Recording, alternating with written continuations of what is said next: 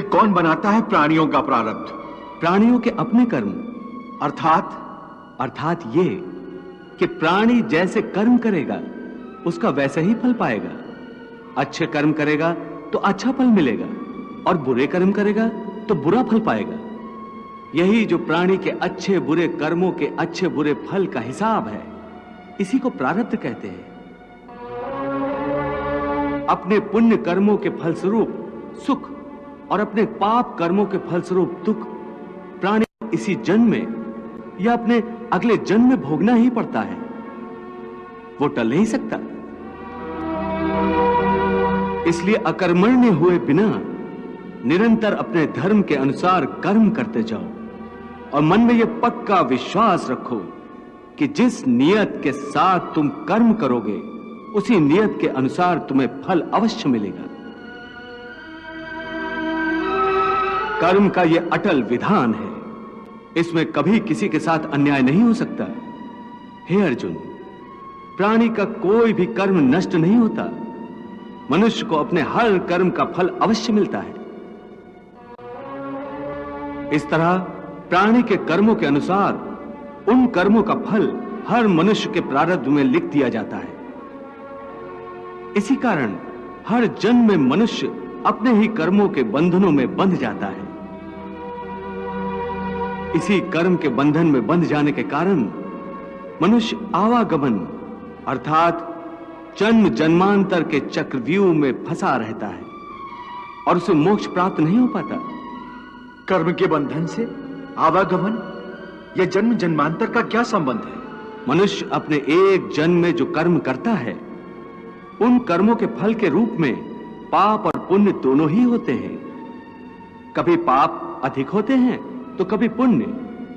दोनों का दुख सुख भोगते हुए मनुष्य अपने नए जीवन में जो कर्म करता है, उनका हिसाब पाप पुण्य के खाते में नए सिरे से लिख दिया जाता है।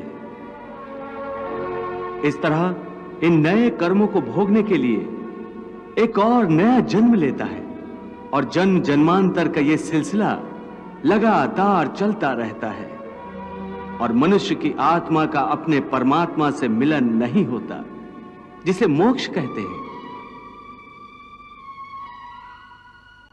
हे कृष्ण, इसका अर्थ तो यह हुआ कि मोक्ष प्राप्त करने के लिए मनुष्य को पाप और पुण्य से बचने के लिए कोई कर्म ही नहीं करना चाहिए। सारे कर्मों का त्याग करके सन्यासी बन जाना चाहिए। कोई भी मनुष्य अकर्मण्य नहीं हो सकता। कर्म तो उसे हर स्थिति में करना पड़ता है। परंतु सन्यासी तो कर्म का त्याग तो करते ही हैं। हे पार्थ, सन्यासी भी कर्मों का त्याग नहीं करते, न ही कर सकते हैं। मैंने पहले कहा था कि सन्यासी भी कर्म करते हैं। खाना पीना, उठना बैठना, तपस्या करना, साधना करना, ये सब भी तो कर्म ही है। कर्म से कोई कैसे मुक्त हो सकता है? हे केशव, जब कर्म से मनुष्य मुक्त नहीं हो सकता तो वो कर्म कैसे करे कि उसे पाप और पुण्य से मुक्ति मिले? हे पार्थ, इसका तरीका यह है कि मनुष्य फल की इच्छा त्याग कर कर्म को अपना धर्म समझकर करे। फल उसे अवश्य मिलेगा, परंतु इस फल का वो विधान की इच्छा समझकर स्वीकार करे। ज्ञानी पुरुष इसी योग को अपनाकर कर्म योगी बन जाते हैं। कितना महान सत्य प्रभु ने सहज ही कह दिया। वो कैसे भगवान? देवी, समस्त भय, चिंता, कलेश के मूल में आसक्ति होती है। कर्म योग फल की आसक्ति का त्याग करने को कहता है, अर्थात निष्काम होकर कर्म करने को कहता है। इससे मनुष्य को क्या लाभ होता है भगवान? लाभ यही है देवी कि कर्म योग चित्त को शुद्ध और भयमुक्त कर देता है। देवी, भयमुक्त होकर ही मनुष्य जीवन को आनंद में बिता सकता है। अर्जुन को प्रभु यही रहस्य समझा रहे हैं।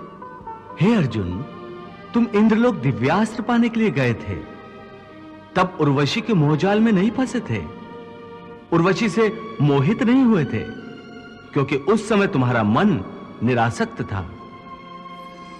मैं तो यहाँ अपने अतिथि की सेवा में अपने आप को समर्पित करने आई हूँ। नहीं नहीं, ये धर्म नहीं है, ये तो अधर्म है, पाप है। हे अप्सरा, मेरे लिए हर वो स्त्री जो मेरे विवाह बंधन में नहीं बंधी आदरणीय है, देवी और माता समान है। तो क्या पृथ्वीलोक का यही धर्म है कि पुरुष एक कामातुर स्त्री की प्रेम याचना को निर्दयता से ठुकरा दे? परंतु देवी, आपका मेरा रिश्ता एक स्त्री पुरुष का नहीं है, बल्कि धर्म और इंद्रलोक के नियमानुसार भी आप मेरी माता हैं। परंतु आज कैसे विचलित हो गए हो? उस समय तुम अपना धर्म नहीं भूले थे, परंतु इस समय तुम अपना धर्म भूल रहे हो। इसका कारण जानना चाहोगे? हाँ केशव। तुम्हारा मन तुम्हारे काबू में नहीं है, क्योंकि तुमने कर्म योग नहीं अपनाया। क्या कहा? कर्म योग से मन काबू में रहता है? हां अर्जुन, कर्मयोग के कारण कर्मयोगी का मन इधर उधर भटकता नहीं है। कर्मयोगी की बुद्धि स्थिर हो जाती है।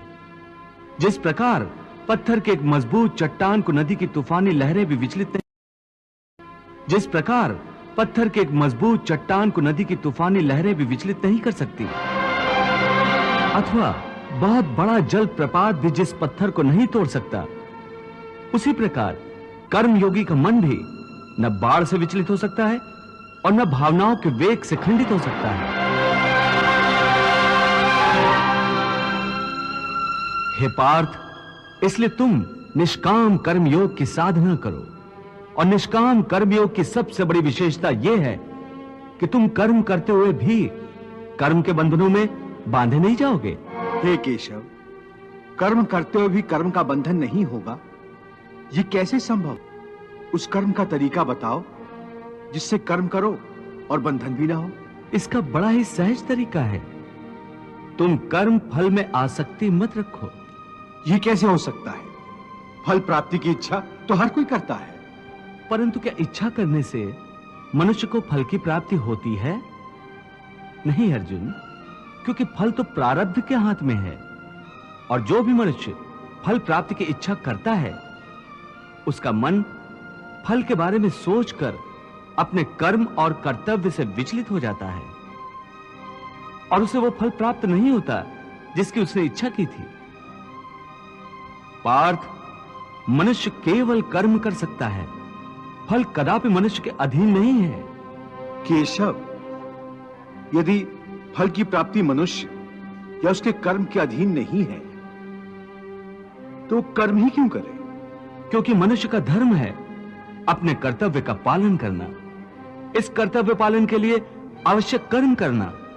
परंतु हे केशव, फल प्राप्ति की कामना छोड़ने पर मनुष्य में कर्म करने की प्रवृत्ति उत्पन्न कैसे होगी? यदि फल की इच्छा न रहेगी तो मनुष्य कर्म ही क्यों करेगा? हे अर्जुन, जो साधारण मनुष्य फल की इच्छा से ही कर्म में प्रवृत्त होते हैं, वो सुख दुख आदि के चक्र में फंस जाते हैं। उनकी मन शांति नष्ट हो जाती है। हर पल हर समय फल प्राप्ति के विचार से उनकी निद्रा उड़ जाती है। हे पार्थ, तुम दुर्योधन और उसके भाई को ही देखो। बचपन से ही दुर्योधन, शकुनी और दुशासन आदि ने हस्तिनापुर के सिंहासन को प्राप्त करने के लिए कितने अधर्म किए, याद है ना तुम्हें? उन्होंने जब भीम भैया को पानी में फेंक दिया था और वो घटना भी याद होगी जब इन्हीं कौरवों ने तुम सब पांडवों को लाक्षागृह में जलाकर मार डालने की चाल रची थी।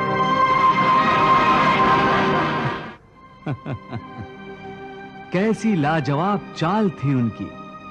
उस आग से तुम लोगों का जीवित बचकर निकलना असंभव था। कितना योजनाबद्ध कर्म था, परंतु इस कर्म का फल उन्हें मिला नहीं, क्योंकि प्रारब्ध की योजना और थी। इस प्रकार उनकी इच्छा विरुद्ध जब सारे प्रयास विफल हो गए, तो उन्होंने तुम सबको छल कपट से काम लेकर 12 वर्षों के वनवास और 1 वर्ष के अज्ञातवास में भेज दिया था। परंतु बार बार प्रयास करने के बाद भी कौरवों को उनकी इच्छा अनुसार फल प्राप्त नहीं हुआ। वो ये भूल गए थे कि फल प्रारब्ध अनुसार मिलता है। इन दुष्कर्मों के चक्र में वो बुरी तरह फंस गए हैं पार्थ, और जिस फल की कामना वो कर रहे हैं वो फल उन्हें प्राप्त नहीं होगा, बल्कि दुष्कर्मों का बुरा फल ही उन्हें मिलेगा। ये बात तुम सदा याद रखो।